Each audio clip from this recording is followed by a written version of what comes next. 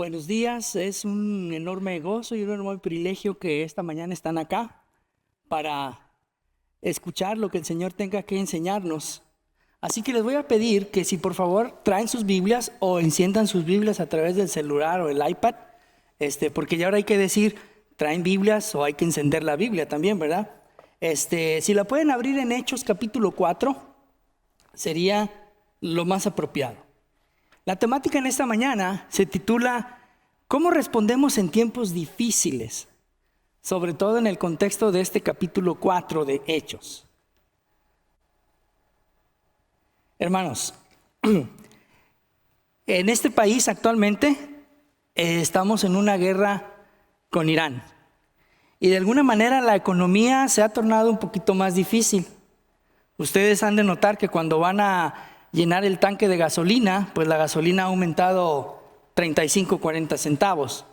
Y para el norte del país, pues ha aumentado un poquito más. De hecho, yo me sorprendí porque ahora la semana pasada que estuve en North Carolina, que fue la graduación de Samantha y de Isabel, me tocó ir a comprar algunas cosas que requería al mini Walmart y resulta de que un aguacate costaba $3.50. Y aquí no creo que el precio sea un aguacate por $1, por $3 y tantos centavos. A veces hay 5 por $1, ¿verdad? O 2 por $3, o a veces compra uno y llévate uno gratis, en fin. Pero de alguna manera la vida se ha encarecido, el desempleo ha aumentado y cada día las condiciones que vivimos se complican. Pero yo no creo que vivamos tiempos tan difíciles como aquellas personas que son víctimas de la guerra o aquellas personas que de alguna manera sufren persecución. Nosotros nos podemos sentir desesperados, al borde de decir no puedo más. Sin embargo, la vida cristiana a través de las páginas de la Escritura nos indican que como creyentes de alguna manera vamos a enfrentar oposición, problemas, dificultades, pero también al mismo tiempo vamos a experimentar el poder de Dios en nuestra vida y el propósito soberano que Dios tiene en nuestra vida. Jesús de alguna manera preparó a los discípulos con esa idea y les dijo un pasaje que ustedes ya conocen, que está en Juan 16:33. Estas cosas os he hablado para que tengáis paz. En el mundo tendrán aflicciones, pero confíen, yo he vencido el mundo. Entonces, la proclamación del Evangelio de alguna manera, inevitablemente, produce oposición, produce antagonismo, pero también produce el poder soberano de Dios en nuestra vida para proclamar el Evangelio. Así que yo creo que desde el inicio hay un fundamento muy sólido, teológicamente hablando, sobre el sufrimiento en la vida del creyente, que no es una cuestión accidental y no es una cuestión de que algunos sufren y otros no sufren. De alguna manera, todos experimentamos aflicción, dilemas, pruebas, sufrimiento, unos más intensamente, otros menos intensamente, pero de alguna manera la soberanía de Dios se deja ver en nuestras vidas. Ahora, a mí me gusta mucho la epístola de Santiago, porque Santiago nos da alguna indicación y hasta cierto punto alguna advertencia y nos da algún consejo y nos dice: hermanos míos, tengan por sumo gozo cuando se encuentren en diversas pruebas, problemas, adversidades y crisis, que esa es la palabra que se traduce del griego. Sabiendo que cada prueba, cada problema en nuestra fe produce paciencia, lo cual a veces no tenemos la paciencia para resistir tanto. Sin embargo, dice: mantengan la paciencia, su obra completa, para que seáis perfectos, cabales y que os falte cosa alguna. O sea que en medio de las adversidades, crisis, problemas, hay un propósito soberano en nuestras vidas, es la madurez y la perfección espiritual. Por otra parte, ustedes me imagino que han estudiado la primera epístola de Pedro, que habla acerca del sufrimiento. Esa es la temática, la esperanza que tenemos en el sufrimiento. Y él nos da un excelente texto, capítulo 1, versículos 6 y 7, que dice: en lo cual vosotros os alegráis, hablando a los creyentes que estaban en el Asia Menor enfrentando sufrimiento, ¿verdad? Aunque ahora por un poco de tiempo, si es necesario, y note la palabra, por un poco de tiempo, si es necesario, porque Él tiene en mente una perspectiva espiritual, que realmente las adversidades y pruebas serían temporales mientras estamos en esta vida. Tengáis que ser afligidos en diversas pruebas, porque sometidos a prueba vuestra fe, mucho más preciosa que el oro, el cual, aunque perecedero, se prueba con fuego, se ha hallado en alabanza, gloria y honor cuando se manifieste nuestro Señor Jesucristo. Entonces, esto tiene una implicación interesante, que cuando enfrentamos pruebas y algunas persecuciones o algún rechazo cuando proclamamos el Evangelio, creo que debemos aprender del capítulo 4 de Hechos cómo la iglesia y cómo los discípulos que fueron encarcelados respondieron con firmeza y no quejándose. ¿Ok? Vamos a Hechos 4 y son bastantes versículos. Les dije que desde el 1 hasta el 31, 32 por ahí. Sería muy difícil estudiar cada uno de los textos. Así es de que lo que vamos a hacer, o lo que voy a hacer, es lo siguiente. Vamos a enfocarnos en unos pasajes específicos, pero vamos a desenvolver con alguna idea general del versículo 1 hasta el versículo 31 para saber de qué se trata este capítulo y poder entonces aplicarlo a nuestra vida en el tiempo en el cual vivimos. Bueno, vayamos primero, y yo lo dividí de esta manera, hermanos. Hay 3 énfasis interesantes que yo encuentro. Puede haber 4, puede haber más, pero esto es lo que yo encontré. Hay 3 énfasis, y el primer énfasis es la realidad de la persecución. Versículos 1 al 4 en Hechos. El texto dice así. Si tiene su Biblia, váyame siguiendo para que captemos la idea y lleguemos a donde el Señor quiere que lleguemos. Dice, hablando ellos al pueblo, ¿y quiénes son ellos? Más adelante nos va a decir. Vinieron sobre ellos los sacerdotes con el jefe de la guardia del templo y los saduceos, resentidos de que enseñen al pueblo y anuncien en Jesús la resurrección de entre los muertos. Y les echaron mano y los pusieron en la cárcel hasta el día siguiente, porque ya era tarde. Pero muchos de los que habían oído la palabra creyeron, y el número de varones era como de 5,000. Entonces, recordemos que el contexto está en el capítulo número 3, donde una persona lisiada es sanado en el templo La Hermosa.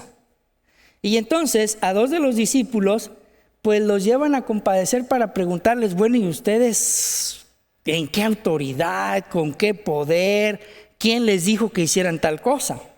Y los llevan al concilio, pero como era tarde, pues dijeron, vamos a dejarlos encerrados ahí, en la cárcel. Ahora, Pedro y Juan, que son los 2 personajes, los 2 apóstoles, son arrestados por predicar la resurrección de Jesucristo. Ahora, notemos que el texto nos dice que estaban los saduceos, que era una clase aristócrata, poderosa, rica, que de alguna manera mantenía buena relación con los del Imperio Romano y de alguna manera pues colaboraban en aspectos políticos, ¿no? Y por otra parte pues también estaban los sacerdotes y el capitán del templo. Y bueno, los saduceos no creían en la resurrección, definitivamente ellos no creían. Para ellos pensaban que la era mesiánica había comenzado en la época de los macabeos, en la era intertestamentaria. Entonces, interesantemente, podemos nosotros notar aquí que la resistencia al Evangelio, o aquellos que predicamos el Evangelio, en otros países, no creo que en este país, pero en otros países, mucho tiene que ver con las estructuras religiosas que impiden la proclamación del Evangelio. Entonces, hay una serie ahí de cuestiones. Por ejemplo, yo puedo ver algún sentido de prejuicio de parte de este conglomerado de personajes, porque de alguna manera rechazaban la proclamación del Evangelio. Pero aquí podemos encontrar algo interesante, hermanos, que quiero que tomen en cuenta, o al menos pongamos atención. Es lo siguiente: la oposición humana jamás puede detener la obra divina. Aun cuando los apóstoles están encarcelados, la iglesia crece de manera extraordinaria. Dice que hubo 5,000 que vinieron a los pies del Señor. La persecución no impide la difusión de la palabra de Dios. Lejos de frenar el evangelio, se convierte en un catalizador de su exposición. Ahora, si nosotros notamos y leemos todo el libro de los Hechos, nos vamos a dar cuenta que de alguna manera la iglesia crecía en medio de la persecución, las pruebas y las dificultades. ¿Por qué? Porque tenemos un adversario que es el enemigo, que no quiere que el evangelio avance, y de alguna manera se va a dar la oposición. Ahora, un segundo énfasis es la defensa valiente y centrada en Cristo de los dos apóstoles que están encarcelados, versículo 5 hasta el versículo número 12. Miren lo que dice.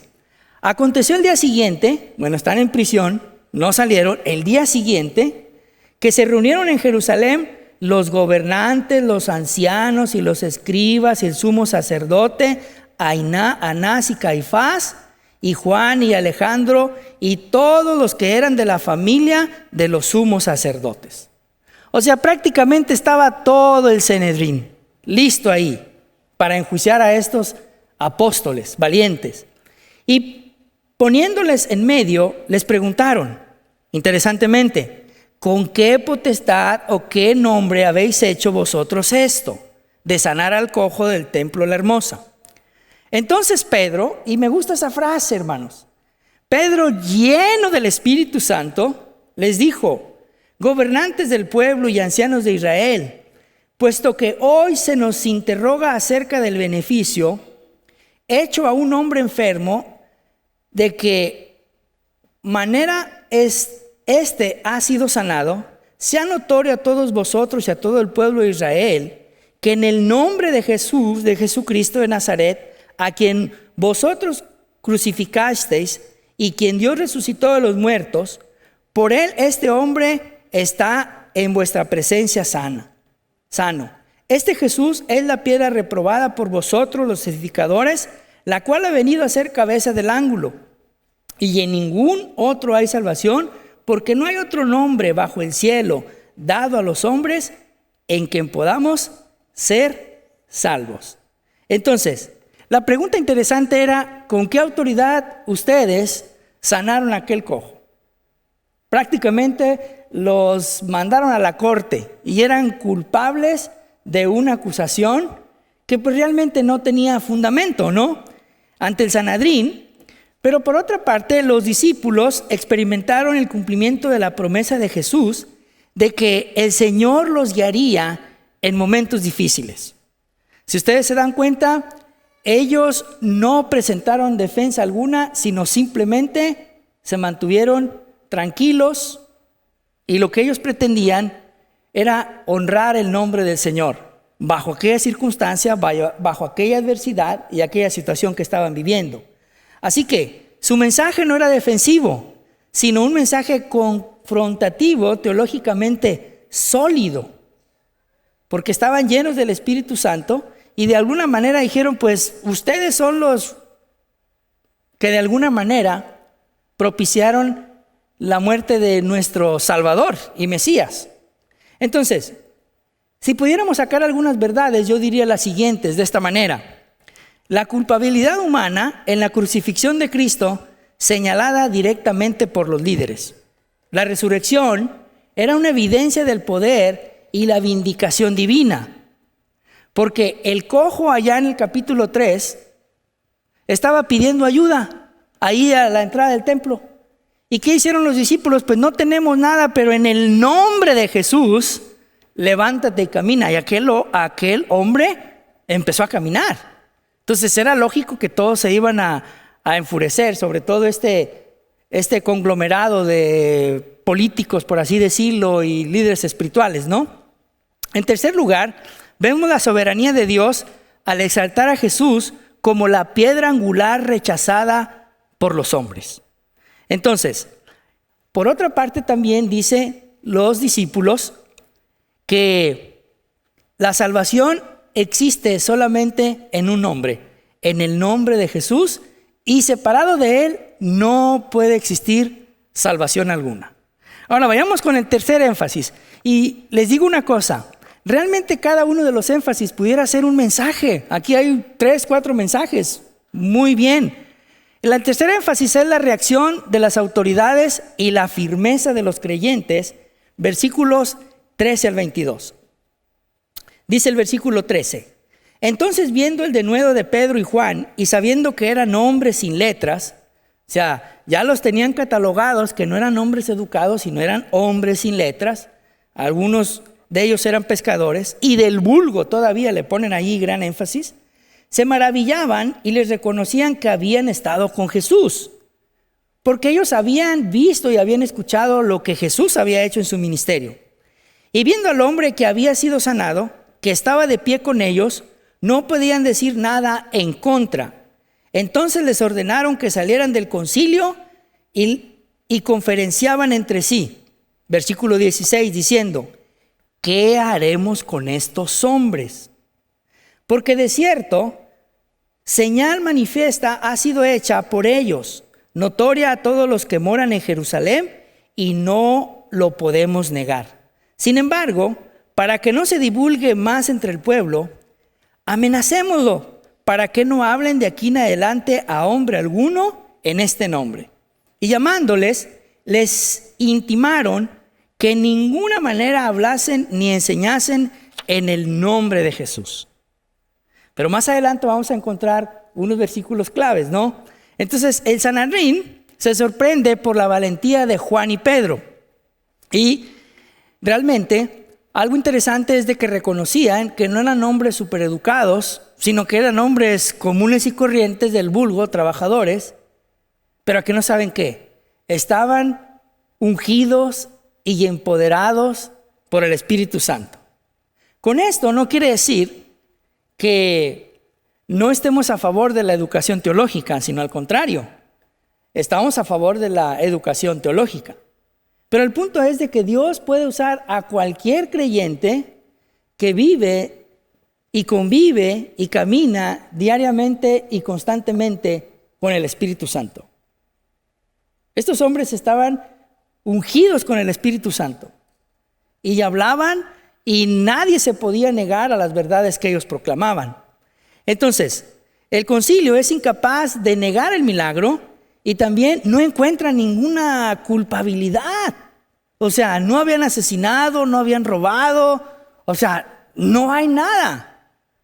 Realmente lo que había acontecido había sido una obra milagrosa en que el Señor sanó a aquel cojo. Ese era el delito. O sea, no había delito, pero sí había de alguna manera alguna persecución. Entonces, los apóstoles establecen un principio fundamental. Escuchen, la obediencia a Dios está por encima de cualquier autoridad humana cuando ésta, quiero hacer notorio, cuando ésta entra en conflicto. Por cierto, hay que respetar las leyes, pero cuando la ley entra en conflicto, estos hombres tomaron una decisión súper valiente. Más adelante lo veremos. Su declaración refleja convicción y compromiso, y dijeron: no podemos dejar de hablar y proclamar lo que hemos visto y lo que hemos experimentado. A pesar de que son inocentes, hicieron una declaración audaz y poderosa. Miren lo que dice el versículo 19 y versículo 20 en su Biblia.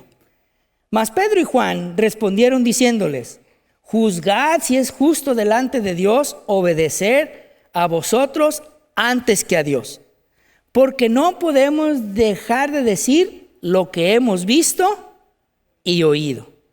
En otras palabras, dijeron: estamos conscientes de que la ley es la ley, pero me parece que en este momento la ley está siendo injusta.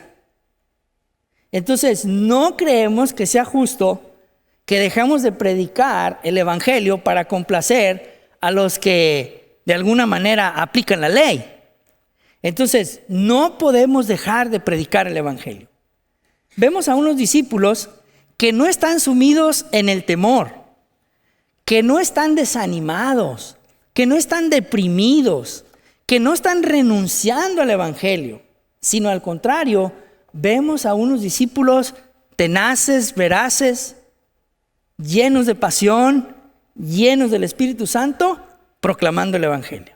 Ahora, notemos el tercer énfasis. El cuarto énfasis. La iglesia ora.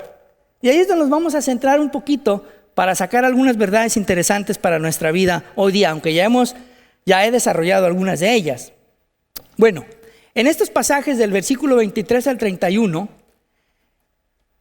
finalmente los discípulos salen en libertad, no existe culpabilidad alguna, y luego llegan a los congregantes de la iglesia primitiva y interesantemente lo primero que hacen es compartir lo que acontece y la iglesia ora por ellos. Pero la iglesia no ora quizás como nosotros oraríamos, sino que la iglesia ora de una manera interesante. La iglesia no ora, Señor, quítales el sufrimiento, quítanos la persecución como seguidores tuyos. No ora de esa manera, sino al contrario, ora de la manera inversa. Señor, tú que eres soberano, danos el poder, danos la fortaleza, danos la entereza de seguir proclamando el Evangelio. No se quejaron ante los congregantes y convertidos de lo que les estaba pasando, sino al contrario, oraron para que fueran más audaces en la proclamación del Evangelio. Me pregunto yo, ¿qué haríamos nosotros, hermanos, si estuviéramos en lugar de los discípulos? ¿Qué haríamos nosotros si fuéramos perseguidos por ser seguidores del Señor Jesucristo? ¿Qué haríamos si estuviéramos como misioneros en otros países donde es prohibido abiertamente proclamar el Evangelio? ¿Escribiríamos una carta de queja a la Junta de Misiones diciéndoles, yo ya no quiero estar en este lugar porque tengo amenazas de muerte o por X o por Y? ¿Qué haría usted? ¿Qué haría yo? Bien, creo que la mayoría de nosotros frente a estos momentos difíciles en relación a nuestra fe, a lo mejor nos llenaríamos de miedo, nos llenaríamos de cobardía, nos desanimaríamos y le preguntaríamos al Señor, Señor, ¿verdaderamente tú me llamaste a hacer esto? ¿Verdaderamente tú me llamaste a hacer este trabajo que tú quieres que yo haga? Ahora, con los minutos que restan, quiero presentarles algunas verdades interesantes sobre esta temática o sobre esta pregunta. ¿Cómo responder ante la oposición y la restricción al cristiano cuando se le prohíbe proclamar el Evangelio para cumplir la gran comisión? ¿Cómo enfrentamos esos impedimentos o tiempos difíciles cuando se nos dicen no te es permitido hablar del Evangelio? Por ciertas razones. Bueno, primero, vamos a aprender interesantemente de esta parte de la oración. Enfócate, y no le puse enfoquémonos porque suena muy plural, no, personalmente, tú, yo, enfócate en quién es Dios, no en lo que está pasando. O sea, quién es Dios para ti, no en lo que te está aconteciendo. Porque eso fue lo que hicieron los discípulos, se enfocaron en quién es Dios y no se enfocaron en lo que les estaba aconteciendo a ellos, sino se enfocaron en quién es Dios. Miren lo que dice el versículo 23 y 24. Y puestos en libertad, vinieron a los suyos y contaron todo lo que los principales sacerdotes y los ancianos les habían dicho. Y ellos, habiendo oído, alzaron unánimes la voz a Dios y dijeron, soberano Señor, tú eres el Dios que hiciste el cielo y la tierra, el mar y todo lo que en ello hay. Cuando Pedro y Juan salen del Sanedrín y llegan donde están la congregación, por así decirlo, en ese momento, pues se enfocaron prácticamente en quién es Dios. Pero noten que hay un contraste aquí interesante. El texto nos dice anteriormente que uno de los discípulos, que fue el valiente Pedro, el atrevido Pedro, dice que estaba ungido y lleno del Espíritu Santo.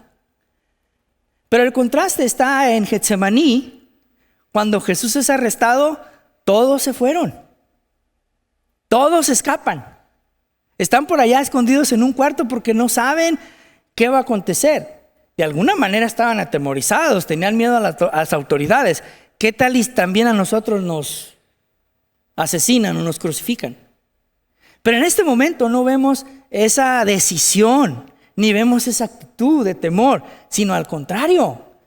Vemos que confrontan las autoridades y están dispuestos a proclamar el evangelio, y ahora que sí, hasta si es necesario, morir por el evangelio.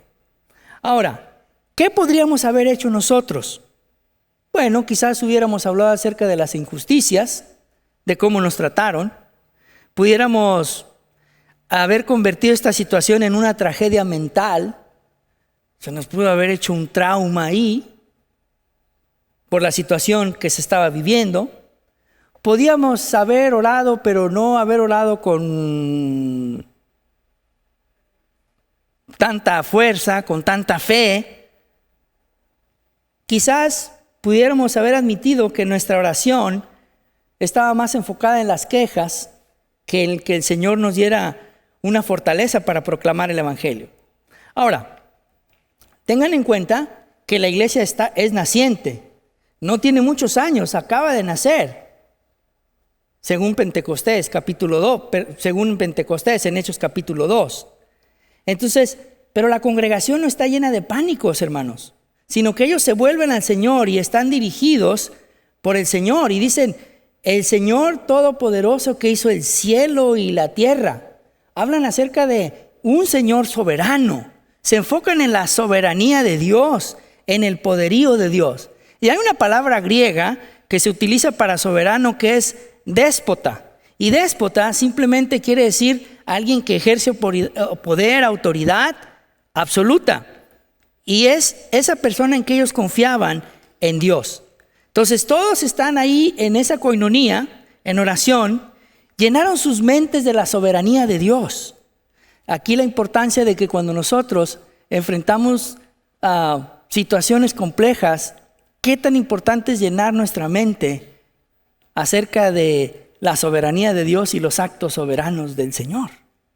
Si leemos los Salmos, vamos a encontrar muchos pasajes que fortalecen nuestra mente, que nos fortalecen cuando estamos en tiempos de persecución o en tiempos de adversidad. Es súper importante. Pero también menciona el Salmo 2 por ahí acerca de la revelación de Dios por medio del Espíritu Santo, y también habla acerca de la historia, de lo que se ha logrado, de lo que se ha hecho. Lo que Herodes y Pilatos y los gentiles trataron de hacer el mal, pues el Señor de alguna manera lo condujo para el bien. Entonces el Dios de la creación es el Dios de la revelación y el Dios de la historia. Ellos estaban seguros de su amor por Jesús, de la sabiduría que el Señor les daba para proclamar el evangelio en tiempos difíciles. O sea, en otras palabras, ellos estaban confiados de que bajo cualquier circunstancia estaban en las manos del Señor. Es, por ejemplo, lo veo desde esta manera. Todos aquellos que hemos tenido hijos, y cuando les queremos enseñar a nadar, que aunque no sabemos, yo no sé nadar profesionalmente, aprendí a nadar como aprendemos la gran mayoría, pero cuando nosotros queremos que nuestros hijos se aprendan a nadar, yo he visto que algunos de repente los agarran y los avientan a la piscina, ¿verdad? Para que le pierdan al temor, no sé si se temorizarán más. O de repente le dice: ven, salta, ven.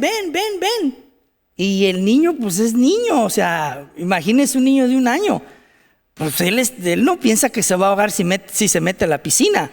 Pero si el papá está diciéndole: ven, es porque el niño de alguna manera percibe que hay una seguridad de que si se mete al agua, pues el papá lo va a sostener y lo va a ayudar, ¿no? O como cuando el niño o la niña empiezan a caminar, que usted de repente lo deja ahí, se agarra de un lugar y se agarra del otro, y como que se anima y no se anima, y decimos: no, todavía no, le falta 1 mes, le faltan 2 semanas. Y de la noche a la mañana acontece de que, a ver, un solito, y su niño empieza a caminar. Pues así todo medio tembeleque, ¿no? Porque no tiene esa seguridad.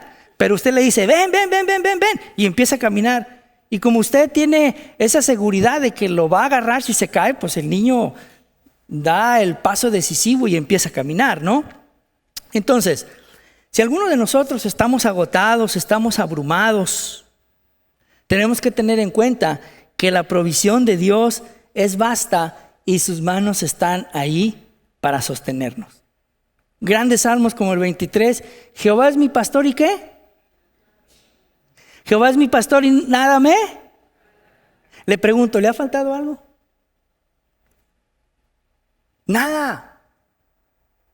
Esa era la confianza que estos dos discípulos que estaban encarcelados tuvieron. Por eso dijeron, necesitamos proclamar el evangelio en el nombre del Señor. Y las autoridades injustas, pues ahí que se queden. Interesantemente, ¿cómo podemos más centrarnos en la soberanía de Dios? ¿Cómo podemos ver la soberanía de Dios de una manera más palpable? Interesante, hermanos. Salga afuera y usted ve la soberanía de Dios. A través de los árboles, a través de su creación, a través del viento que sopla, a través de las pequeñas gotas de agua que están cayendo. Aunque aquí en esta parte de Texas el clima, digo yo a veces decimos, el clima está medio loco, ¿no? Esa es una frase que utilizamos, o sea, que el clima es cambiante. Ayer estuvo caliente como a 90 y hoy como que no sale el sol y como que quiere llover y mañana podemos estar a 95. Pero todo está en control bajo la mano soberana de Dios. Lea los salmos y notará las características de la soberanía de Dios. Lea los milagros de Jesús y se dará cuenta la soberanía de Dios a través de todas las sanidades que Jesús hizo. Ve hacia atrás en su vida y hay momentos que usted pensaba, ¿cómo voy a salir de esta? No tengo dinero, no tengo trabajo. Pero el Señor lo ha sacado o la ha sacado si usted mira hacia atrás. Mira la cruz y piensa en lo que Jesús sufrió ahí por usted.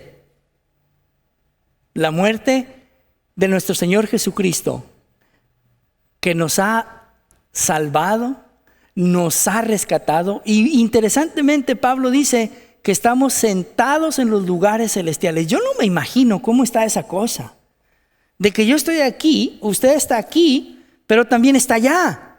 Porque Pablo dice que estamos sentados en los lugares celestiales y lo menciona entre 4 y 5 veces en la carta a los Efesios. Yo de repente me pongo a pensar y ¿tendré un clon imaginario espiritual en la eternidad? Porque estoy sentado allá. ¿Cómo Dios es soberano de todo lo que nos acontece en la vida? Debemos de seguir confiando en la gracia, la misericordia y la soberanía de Dios. Pero también hay otra cosa interesante. Enfóquese en quién es Dios y no en lo que le está aconteciendo. Otra cosa. Recuerde que Dios sigue obrando aun cuando todo parece fuera de control. Dios sigue obrando. Hay una referencia al Salmo 2. Mire lo que dice el versículo 27 y el versículo 28. Porque verdaderamente se unieron en esta ciudad contra su santo Hijo, a quien ungiste, Herodes y Poncio Pilato, con los gentiles y el pueblo de Israel, para hacer cuanto tu mano y tu consejo había antes determinado que sucediera.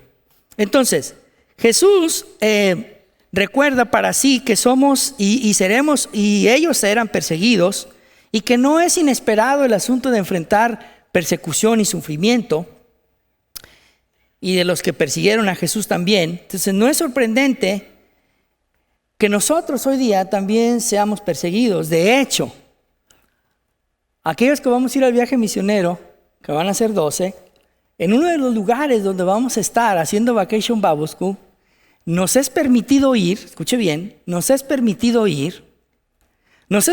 hacer actividades con los niños en la plaza pública, pero no nos es permitido llevar la Biblia y no nos es permitido decir la Biblia dice. ¿Ok? Esa es una persecución. Pero nosotros vamos a ir porque hay tantas historias de la Biblia que puedes enseñar historias de la Biblia sin decir la Biblia dice. Y de alguna manera el mensaje está ahí. Pero como es una comunidad muy cerrada en el sureste del país, donde está muy cerrado para el evangelio, entonces el hecho de que nos digan, pueden venir, pero nomás hay esta regulación. Excelente. Porque si no vamos, ¿cómo conocerán del evangelio? Y no sabemos qué es lo que el Señor va a hacer en los días futuros con esa comunidad. Entonces, hay momentos que nos sentimos que el diablo va ganando, pero no es así. El diablo no va a ganar, sino que Jesucristo lo derrotó en la cruz del Calvario. Todo lo que él pensaba que iba a ser para bien y que se iba a destruir, resultó que Jesús resucitó a los 3 días de los muertos y nos ha dado la victoria en Cristo. Por eso Pablo dice, en Cristo somos, ¿qué, hermanos? Más que vencedores. Tenemos la victoria. Parece que el enemigo a veces como que va ganando la batalla, pero no le crea tanto al enemigo. No va a ganar la batalla, porque nosotros somos más que vencedores en Cristo Jesús. Y nuestra vida está escondida en Él. Es, por ejemplo, ¿a cuántos de ustedes les gusta jugar ajedrez? ¿Alguien sabe jugar ajedrez? ¿O les gusta jugar ajedrez? Yo me gusta jugar ajedrez, pero hace muchos años que no juego ajedrez. Pero, por ejemplo, en las partidas de ajedrez, cuando un maestro va a hacer un movimiento de una pieza, de un peón, de un alfil, de un caballo, de la reina al rey, cuando uno de los jugadores profesionales va a mover una pieza, que aunque sea una pieza insignificante, un peón, ¿verdad? Él ya sabe cómo el contrincante va a responder. Porque se trata de hacer jugadas estratégicas magistrales. Él piensa, si muevo este peón, aquel va a mover el alfil y me va a acorralar y voy a perder un caballo. Y no me conviene porque los caballos tienen más valor que los peones. Y bueno, hay rangos de valor entre las piezas de un ajedrez. Bueno, lo mismo acontece, hermanos.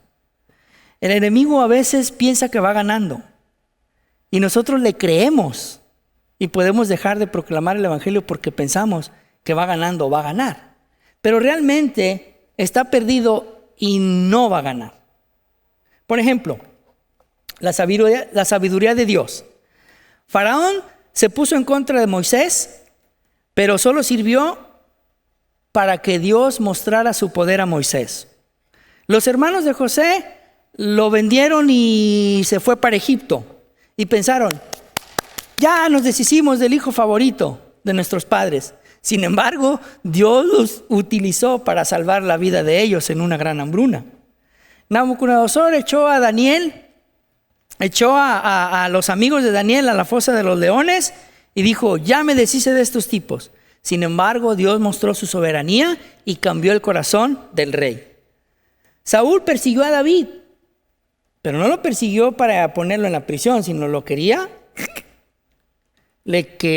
matar. Y Dios lo utilizó para desarrollar el carácter del futuro rey de Israel. Herodes trató de matar a Jesús y solo sirvió para cumplir la profecía de que el Mesías sería llamado de Egipto. La iglesia fue perseguida y Dios lo usó para llevar el evangelio al resto del mundo. Porque si no, yo me imagino los discípulos se hubieran quedado bien tranquilos ahí en Jerusalén, que el mundo se pierda, ¿qué nos interesa? No hay persecución, no hay problema, todo bien.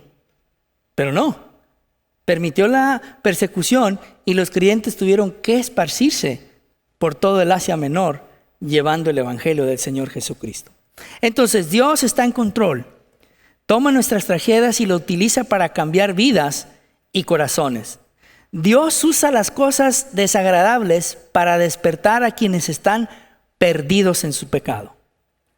Toma los tiempos difíciles y lo utiliza para despertar nuestros corazones y construir y cambiar la vida de muchos seres humanos. Dios no se sorprende, hermanos, por lo que sucede en nuestras vidas. Nos ha prometido que va a estar con nosotros todos los días. ¿Hasta dónde? Hasta el fin del mundo. Bueno, y por último, antes de que se me duerman y les empiece a dar más sueño, pida fuerzas para ser un representante audaz del Señor. Notemos el versículo 29 y versículo 30. Dice: y ahora, Señor, mira sus amenazas y concede a tus siervos que con todo denuedo hablen tu palabra.